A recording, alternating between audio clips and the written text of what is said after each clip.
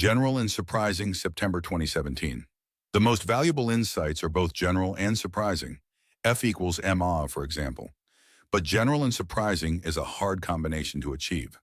That territory tends to be picked clean, precisely because those insights are so valuable. Ordinarily, the best that people can do is one without the other.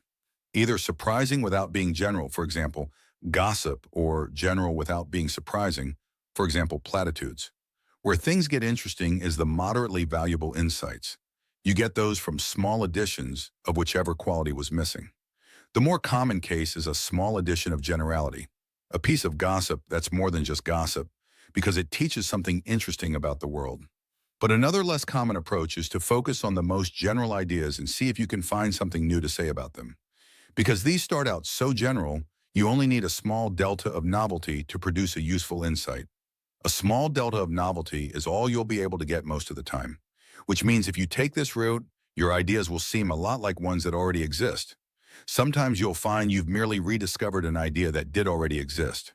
But don't be discouraged. Remember the huge multiplier that kicks in when you do manage to think of something even a little new. Corollary: the more general the ideas you're talking about, the less you should worry about repeating yourself. If you write enough, it's inevitable you will. Your brain is much the same from year to year, and so are the stimuli that hit it. I feel slightly bad when I find I've said something close to what I've said before, as if I were plagiarizing myself. But rationally, one shouldn't.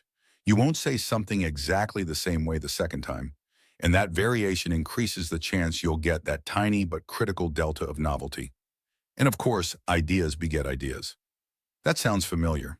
An idea with a small amount of novelty could lead to one with more, but only if you keep going.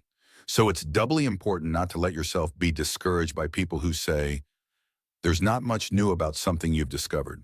Not much new is a real achievement when you're talking about the most general ideas.